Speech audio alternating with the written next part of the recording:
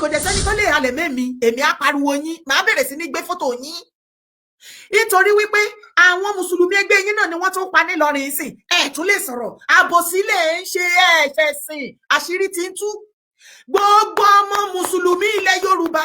tí àwọn sheikh chief imam gbogbo wọn tí wọn bá ti lè bọ́ síta kí wọ́n dìde kó fèsì àwọn tẹ́rọ́rìsì tó wá pa yín ní kwara àti tó fẹ́ ya gbogbo ilẹ̀ yorùbá nísìn wọ́n ṣẹ̀sìn kò sí adarí ẹ̀sìn kankan wọ́n ṣẹ̀sìn. ẹ̀yin ọmọ yorùbá àwọn mùsùlùmí gangan náà fẹ́ gbàbọ̀dé fún wa nílẹ̀ yorùbá o ẹ wo fọ́tò wọn sì máa jáde lẹ́yọ kọ̀ọ̀kan àṣírí wọn sì máa tú lẹ́yọ kọ̀ọ̀kan àwọn mùsùlùmí tó fẹ́ gbàbọ̀dé fún ilẹ̀ yorùbá ẹ mọ̀ pé tí ó bá dé ẹnìkan ló sọ̀rọ̀ nípa ẹ̀sìn mùsùlùmí wọ́n máa pariwo ẹ̀ síta wọ́n máa gbé ṣépè nígbà táwọn fúlàní yìí táwọn tẹ́rọ́rìsì yìí dé wáì tí wọn ò fi lọ máa gbé wọn ṣépè wáì tí wọn ò fi lọ máa àtáàkì wọn tí gbogbo wọn sì wá dẹnu dákẹ́ tí ò sẹ́nibọ̀dì tó sáfà kankan kò sáfà kankan tó sọ̀rọ̀ jáde nípa gbogbo kan tó ń ṣẹlẹ̀ nílùú Ìlọrin. àwọn tó gbàbọ̀dé àwọn pípù yìí tó bá fà á lé ìjọba lọ́wọ́ torí ìjọba máa sọ wípé ká má ṣe ìdájọ́ lọ́wọ́ ara wa àbí wọ́n ní tọ́wọ́ wa bá ti ba àwọn ẹni ibi òṣìkà ká máa fà á lé ìjọba lọ́wọ́ pé ká má fọwọ́ ara wa dájọ́ nǹkan tí àwọn baba ńlá tí wọ́n dẹ̀ ṣe náà nìyẹn wọ́n fà á lé àwọn ìjọba lọ́wọ́ ìjọba dẹ̀ ṣe fáìdìsí wọn fún DSS láti keep àwọn olórí àti PA kábíyèsí for almost 5 months tí wọ́n dẹ̀ ṣe lẹ́yìn yẹn tó ṣe wá ń gbé wọn lọ sí court that means pé wọ́n rí òkodoro ọ̀rọ̀ nínú nǹkan tí àwọn aráàlú yẹn sọ nípa àwọn olórí àti PA kábíyèsí ṣùgbọ́n tó bá wá fi PA kábíyèsí sílẹ̀ tí ọwọ́ ti kọwọ́ tí ẹsẹ̀ kan ẹsẹ̀ báwo la ṣe wá fẹ́ kí ọ̀rọ̀ yìí security kó stop ní Kwara nígbà tí àwọn tí ajéjọ ọ̀rọ̀ bá ṣí mọ́ lórí tí ẹ fọwọ́ pa wọ́n lórí tẹni kan tẹ dá wọn sílẹ̀ kan máa lọ láyọ̀ àtàlàáfíà ẹ máa rántí wípé bó ṣe ṣẹlẹ̀ ní nọ́ọ̀tì náà rèé o tó di ọ̀ràn sí wọn lọ́rùn lẹ́ni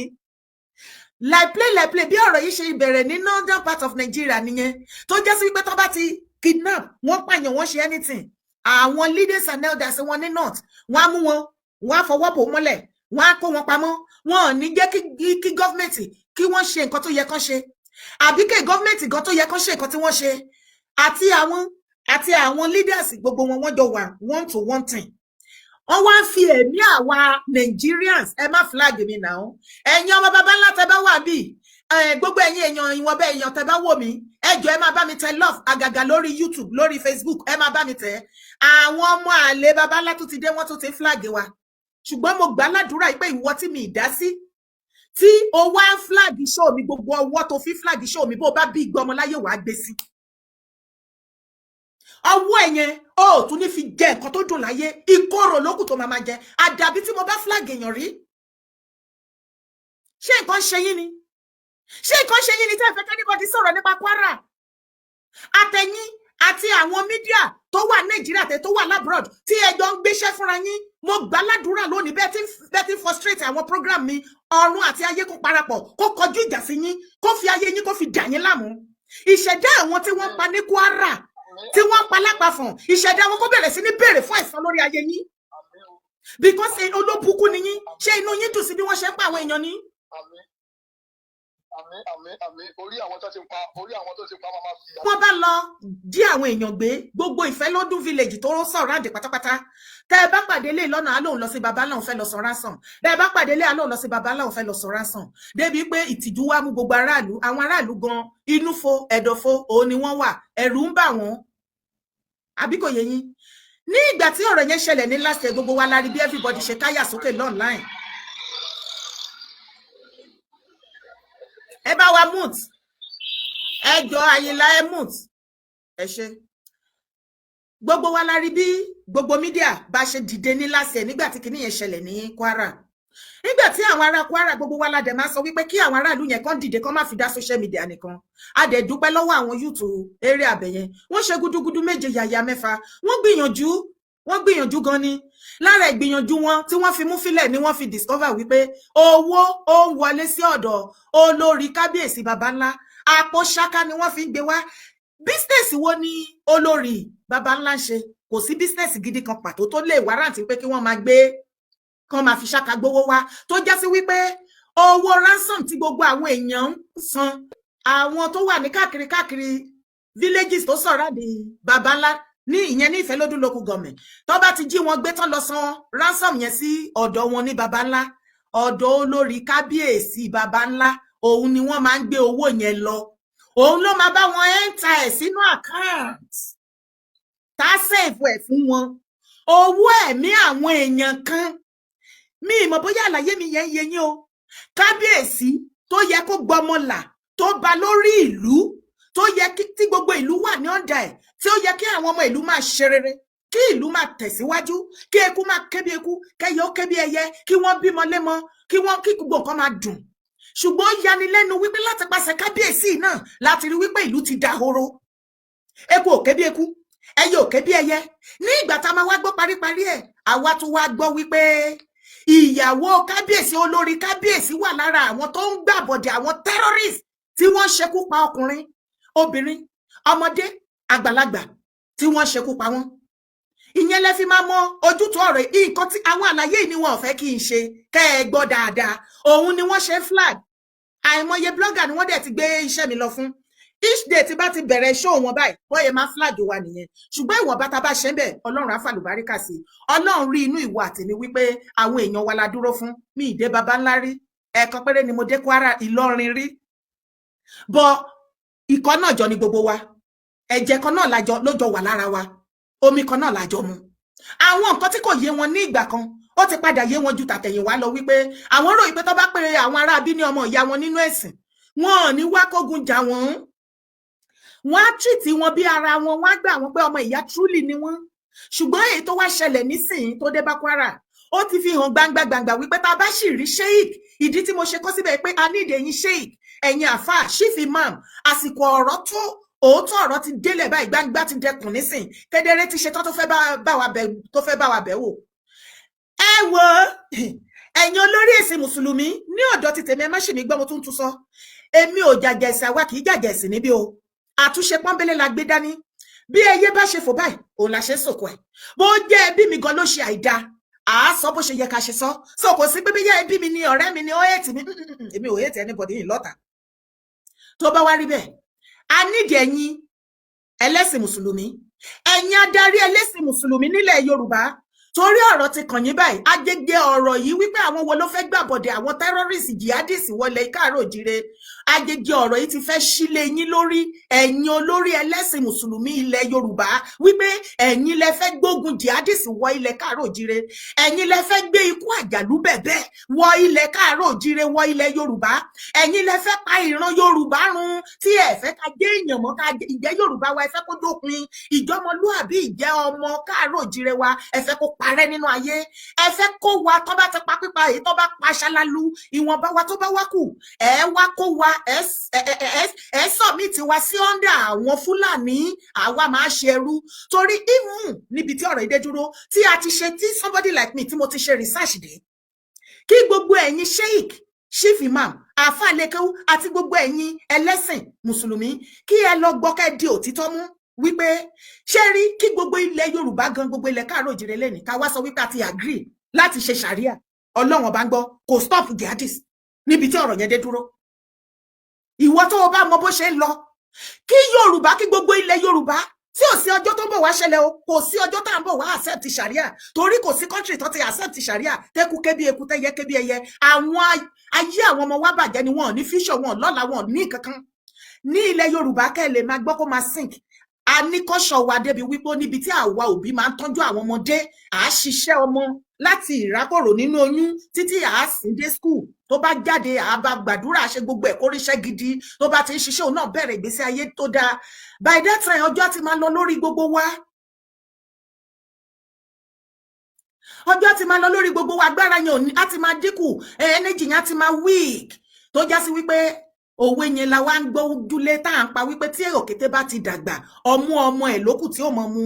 agbára ò sí lọ títí mọ́ láti ṣe anything. Àwọn ọmọ wa tá a ti tọ́jú bó ṣe yẹ ká tọ́jú, àwọn ni wọ́n á ṣiṣẹ́ tí wọ́n á dẹ̀ máa tọ́jú wa, ká fún wa lóúnjẹ, wọ́n á kọ́lé fún wa, èyí táyé bá yọ ara mọ́tò, kò sí nǹkan tí wọ́n ń dá lára fáwọn òbí wọn, láti ẹ̀sọ́ṣẹ́ tó bá ti dọjọ́ alẹ́, láti fi ẹ̀mí ìmoore hàn ni wípé ẹ ṣé ẹ kú ìtọ́jú mi, bí kọ́ṣọ́ àwa Yorùbá ṣe rí nìyẹn. Mo wá fi ń dá yín lójú wípé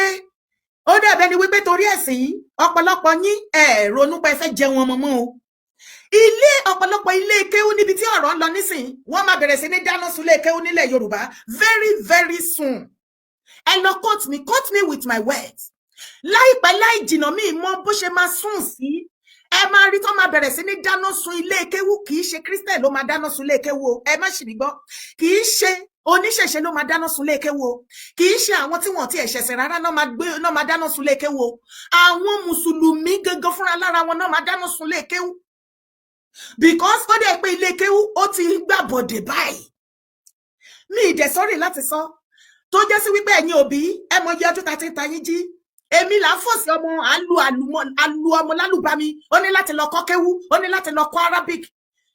jẹ́ kí orí ẹ pé àìmọye ọmọ tó lọ kọ́ tó ń kọ́ tá ẹ fòsí lọ sílé kéwú tó délé tí ò lè sọ nǹkan tójú ẹ rí bẹ́ẹ̀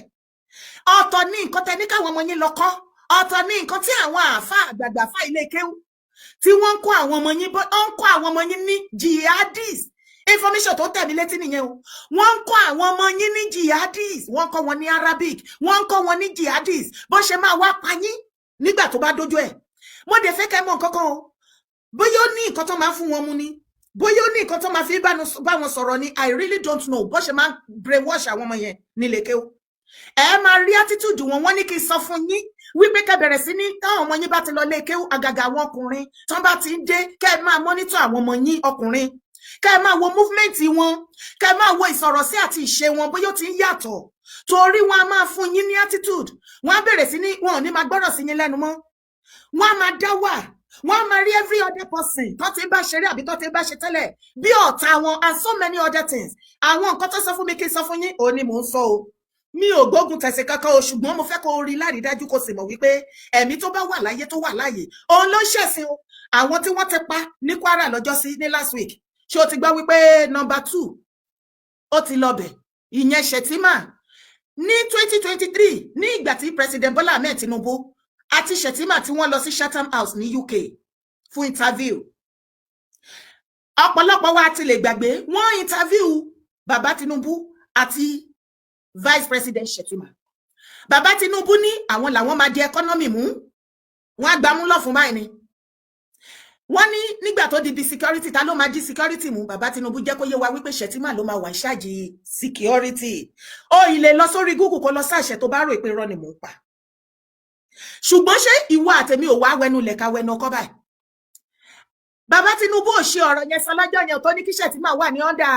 security Shettima dẹ̀ sọ wípé òun máa di security mú ṣé Shettima di security mú báyìí àti ìgbà tó ti débẹ̀ tí wọ́n ti ń pa kúkúrú tó ti pa gúgùn ìjọ wo lẹ ti rí Shettima tó ti tara bí alára ìjọ wo lẹ rí tó ti ṣe bẹ́ẹ̀ ni pé kinní kan okay èyí tó ṣẹlẹ̀ ní Kwara yìí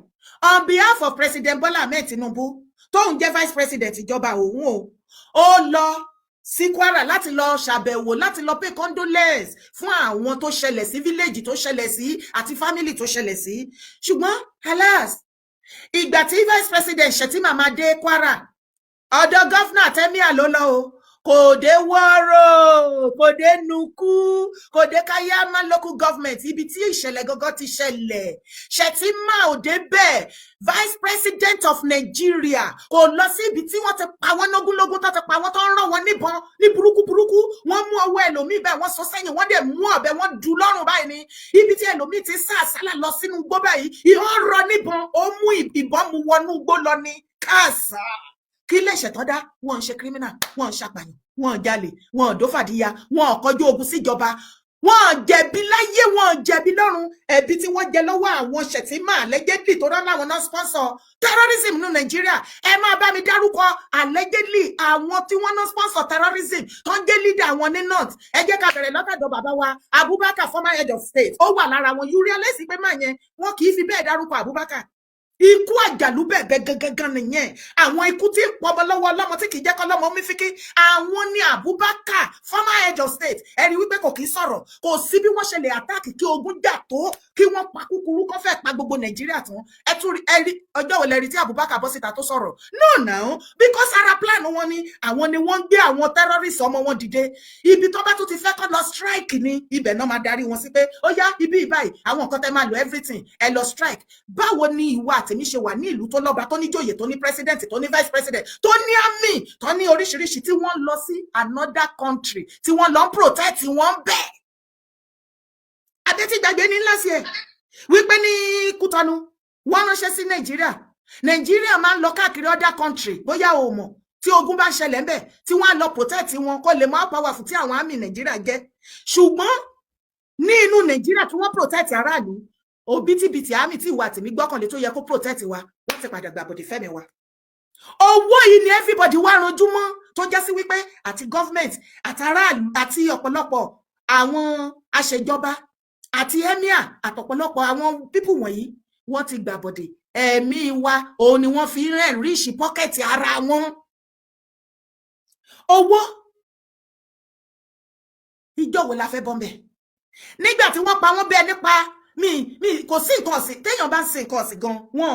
ṣé o lè pa nǹkan ọ̀sìn ẹ bí wọ́n ṣe pa àwọn èèyàn ní Kayama ní local government no now a ṣe é lára bákan tó o bá fẹ́ ta nǹkan ọ̀sìn ẹ tó ti ń sìn tipẹ́tipẹ́ gọ́tẹ́ ti jọ mojú ara yín ojú àrò ẹ wípé nǹkan ẹ̀sìn ẹ o tà á síta kọ́mọ̀ ẹ̀ tí sọ pé pípa àbí kò yẹ báyìí ìgbà tí vice president máa lọ bẹ̀ kò lọ síbi tó ti pa wọn ọ̀dọ̀ àwọn èèyàn wọn tọ́jọ mọ̀ sí àwọn ni wọ́n jọ ríra wọn bẹ̀ ó dẹ̀ lóun wá pay condolence ṣé emir Ìlọrin òun ni wọ́n pa ìyàwó ẹ̀ tọ́pọ̀ ọmọ ẹ̀ mo béèrè ní o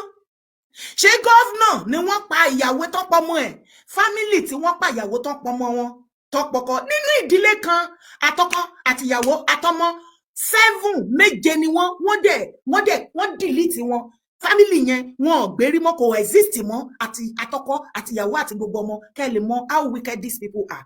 ṣé àwọn tí ìwọ fẹ́ finú fídọ̀ tó fẹ́ gbàbọ̀dẹ̀ fún torí ẹ̀sìn tó fẹ́ kán wá wọlé wá bẹ ilẹ̀ Yorùbá nìyẹn mo ní mò ń sọ fún yín wípé kí wọ́n wá dé gan kí gbogbo wa ká sọ wípé òkè àti wá gbà fún ṣàríà ẹ yóò yẹ ẹ̀yin ṣàríà ẹ take over kò ní kán stop láti má pa wá ẹ jẹ́ agbọ́mọ́ tinú wa ẹ̀yin ṣéìkì ẹ dìde ẹ̀yin tèmi lórí TikTok ó yá ẹ bá wa dá sí one after the other ẹ kálẹ́ sà ẹ jọ̀ọ́ ẹ bá wa ṣe ètò ìsíta àwa tá a bá sọ̀rọ̀ ẹ jẹ́ ká mú ká lè gbọ́ra wa yẹ ẹjọ́ tó rọlọ́ a máa fúnra wa lọ́rọ̀ sọ́nbì ni àmísà ok ẹ jẹ́ kí gbẹ́ni yẹn kúrò ó ń disturb à ń gbọ́ yín báyìí ẹ ṣeun. So kọ́tẹ́mi kan fẹ́ sọ ni pé ẹ má bínú o mo fẹ́ béèrè nǹkan kan ni o bóyá kò yé mi ṣé gbogbo àwọn àáfàá tó wà ń lọrin ṣé wọ́n ti kó wọn lọ sí Saudi Arabia ni. wọ́n kúkú wà ń bẹ̀. kò yé mi tó ń sunkún ẹ̀sìn tó ń sunkún gbogbo ẹ̀ ńgbà ayé ìgbà ta lọ́lọ́run tó ní ó lọ ń sun Kùránì tó ń sunkún kiri ìgbà màmá Ọ̀ṣun tó lọ ń sunlé màmá Ọ̀ṣun ṣé wọ́n rí gbogbo àwọn nǹkan tó ń ṣẹlẹ̀ yìí ni àbí wọ́n ti kó gbogbo wọn kúrò nílọrin ni torí kò yé mi ìyẹn ní Ọlọ́run púpọ̀ ẹ wá wo Shettima fúnra rẹ̀ tó lọ olófẹ́ lọ kí àwọn èèyàn tí ó pàdánù ẹ̀mí ogún kankan ó wá gbọ̀nà ọ̀dọ̀ emir àti gọ́vnà lọ ṣé àwọn yẹn náà pa ìyàwó wọn ní àbọ̀nàpọ̀ ọmọ wọn kẹ́ lè fi mọ̀ ń kọ́ pé àwọn arábí yẹn ṣe rí Shettima ara Shettima ò mọ̀ Abdulsalam Abubakar tẹ̀sọ ara ẹ̀ ò mọ̀ ara bàbá yẹn ò mọ̀ torí wọ́n ròyìn kan pé òun gan A1 ni tó ń supply àwọn ará. ẹ notice pé kò sí àtijọ́ tí wọ́n ti ń pariwo terrorist ní Nàìjíríà ṣé gbọ́ kábùbákà sọ̀rọ̀ rí ni. kò sọ̀rọ̀ ó wà nínú wọn náà òun ní backbone wọn náà lẹ́ni yẹn kan wáì tí mo fẹ́ padà sórí ọ̀dọ̀ àwọn ọba ńlá yẹn wáì tó ṣe jẹ́ kọ́ pé àwọn aráàlú complainer aráàlú tó lọ fẹjọ́ sùn wípé ẹni báyìí báyìí ń ṣe nǹkan báyìí báyìí tẹ wá gbé ẹni yẹn ṣe nígbà tó tiẹ̀ ti kọ́kọ́ mú ìyàwó yẹn tán ló lọ lo 4 months plus yẹn àti báyìí lèmi ti fura pé ó ti náwó kan ìkànnú ń bẹ̀ yẹn wọ́n ti gbowó fúnra wọn tẹ́lẹ̀ mọ̀ pé àwọn Nàìjíríà justice àwọn masses ní justice máa ń mú kò mọ́ àwọn bíbí àwọn ara wọn. now nísìnyí ẹ wá fẹ́ gbé ẹni yẹn lọ sí court ẹ wá inform wọn tó wá àwọn complainer inform wọn ok against ta lè fẹ́ bá fi dájọ́ ta ló fẹ́ fi jẹ́jọ́ ní court against àwọn wo ṣọ́wọ́n ọmọ tó wá complain tẹ́ ẹ̀ pé wọ́n síbẹ̀ ẹ kàn máa decide ẹ wá rule ẹ̀ out ẹ ní ẹ̀rọ wọn opponent yìí tó wá fẹjọ́ sùn so àwọn ti dá yín láre nǹkan tẹ́ kàn máa gbọ́n sí ni ẹ̀ wọn ò dẹ̀ ní mọ̀ pé wọn ò inform wọn guys yẹn tó rọ́mọ̀ pé tó máa inform ọmọ ìlú wọn máa fọ́gbà yàngà ni gbogbo adẹ̀ fọ́ká sórí sórí íńtánẹ́ẹ̀tì òun náà ṣe ìfọ́ọ̀mù ara bí ẹ̀ tó fi sọ ń kọ́ pé wọ́n ń gbé ìyàwó yẹn nìkan lọ sí kínní ṣe fẹ́ gbọ́ tí màá yẹn sọ lẹ́ẹ̀kan kọ́ pé àwọn tó ń bá wúmà yẹn ṣiṣẹ́ ní ṣọ́ọ̀bù wípé wọ́n kàn máa sọ ní pé kí ló dé tọkàn ń gbé ṣàkà wọlé ṣèbọ́jà náà wọ́n ń ta àwọn ọ̀dẹ̀ rírú ọjà yìí rí débi tẹ́ pé wọ́n wá ń kó ọjà lójoojúmọ́ wọ́n fi ń gbé ṣàkà wọlé a nídìí àwọn ṣèyíkì Kwara yẹn ọkàn gbogbo wọn dẹ àtàwọn youth of kìnìún kan tó ń pera tó ń sọra àwọn lórúkọ Kwara yẹn. àwọn ògo Ìlọrin. they are just useless people I'm telling you. kí ló dé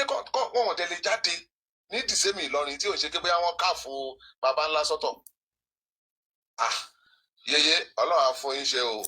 àṣírí àwọn lọ̀tẹ̀ adẹ̀tú lágbára Ọlọ́run ní tẹnugbó bí ọwọ́ ẹ máa yáṣẹ́. another one ká tó tún kí ẹlòmíì tó tún dá sí ó ní wípé mo ń tẹnumọ́ ẹ̀yin èèyàn mi gbogbo mùsùlùmí gbogbo olórí ẹ̀sìn mùsùlùmí ilẹ̀ Yorùbá pátápátá àsìkò tí tó ta máa bẹ̀rẹ̀ sí ní mọ́nítọ̀ yín má sọ wípé o láìkì eléyìí o láìkì tọ̀hún o láìkì tàmẹ̀dù rárá o torí bá ṣiṣẹ́ pariwo tó ń rí ikú yẹn náà loyalty wọn ọ̀dọ̀ ọmọ ìyá wọn nínú ẹ̀sìn yẹn náà ṣe ni wọ́n tilẹ̀ jẹ́ wípé ọmọ ìyá wọn mùsùlùmí Fúlàní nínú ẹ̀sìn kò rí àwọn mùsùlùmí Yorùbá bí ọmọ ìyá àwọn aláìmọ̀ náà pé yín ẹ̀yin lẹ fọ̀sì ara yín ẹ̀yin mùsùlùmí ilẹ̀ Yorùbá lẹ fọ̀sì ara yín mọ́ àwọn tí náà dáná tí náà tí ò gbà yín wọ́n láláìmọ̀ ni yín wọ́n nítorí ẹ̀ ń bẹ́lẹ̀ bọ́ ṣe wọ́n níbẹ̀ bá kírun tán ẹ̀ tún lọ jẹbọ bó ṣe máa ń sọ fún yín lẹ́yìn yín nìyẹn mo ṣe research mi débẹ̀ ni àsìkò tẹ́ ẹ máa dára yín nílé léyìí àsìkò tẹ́ ẹ máa jẹ́ kóníkálùkù mọ ibi tó bìlọ́ǹgì sí kóníkálùkù mọ rí ó mọ iye èrè tó jẹ́ ẹ fi iná dáná lọ́rùn lẹ̀ wọ́n ń ṣọmọ ìyá nínú ẹ̀sìn mo bá jọmọ ṣáwọn eléyìí mọmọ ìyá nínú ẹ̀sìn ni àwọn mùsùlùmí tọ́jọ́ wà ní nọ́ọ̀tì ibẹ̀ tán pa ńkọ́ ṣé wọ́n ń ṣọmọ ìyá wọn ó jẹ́ Fúlàní tó jẹ́ èèyàn wọn Haúsá àwọn náà fún àwọn Haúsá lẹ́sìn o tọ́tọ̀ wọn jẹ́ o ṣùgbọ́n àwọn náà tún pa àwọn Haúsá yẹn nísinsìn tó jẹ́ sí wípé àwọn Haúsá tó gba ẹ̀sìn mùsùlùmí ní north wọ́n ń ṣe ẹ̀sìn bí àwọn Fúlàní ṣe ń ṣe ẹ̀sìn ya etí ẹ̀ kó gbọ́ àlàyé mi bí àwọn Haúsá north ṣe ń ṣẹ̀sìn bí àwọn Fúlàní ṣe ń ṣẹ̀sìn ní north bẹ́ẹ̀ làwọn Haúsá tó gba ẹ̀sìn mùsùlùmí bó ṣe ń ṣe nìyẹn síbẹ̀síbẹ̀ Fúlàní ò ríro wípé bí wọ́n ṣe ń ṣe ẹ̀sìn wọn ní north náà ni àwọn Haúsá ṣe ń ṣe wọ́n ṣe ń pa wọn bí ẹni pa nǹkan míì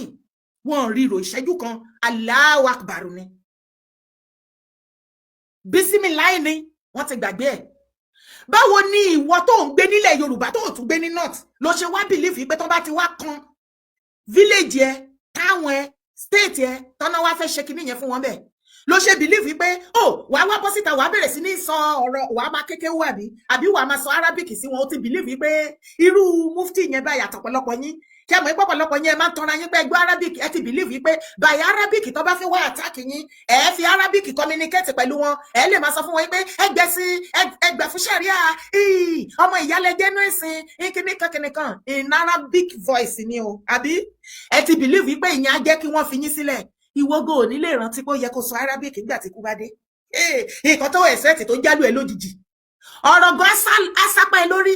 nǹkan àmúṣagbára àbí ó ní nǹkan tó yẹ kó fi protect ara ẹ àkọ́kọ́ fò lọ lọ́pọlọ ẹ wà á kọ́kọ́ wà destabilize kò kọ́kọ́ ní yí ẹnu àkọ́kọ́ blur lójú ẹ ná iye yẹn àkọ́kọ́ sádànù bó o ṣe máa escape ò ní rántí anybody mọ́. Now mo sọ fún yín pé ọjọ́ tó ṣẹlẹ̀ ní Kwara I cried when I saw some of the videos.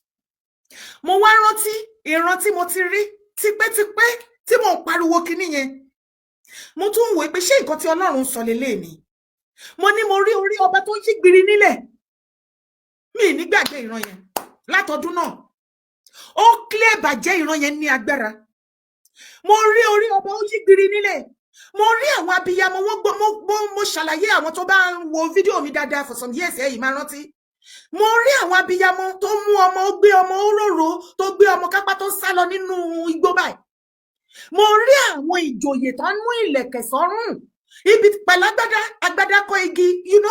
igbó tó ń sá oníkálukú sá sálà fẹ́mi ẹ̀. So I was just shedding tears like ṣé ìran yẹn lélẹ̀ ni àbí mi tún wọ́n ṣe tó fẹ́ jẹ́lé lọ God àwọn people yìí ò deserve kìíní yìí what is this? mo wá fi àsìkò yìí sọ fún yín gbogbo ṣéyìkì ilẹ̀ káàárọ̀ oòjíire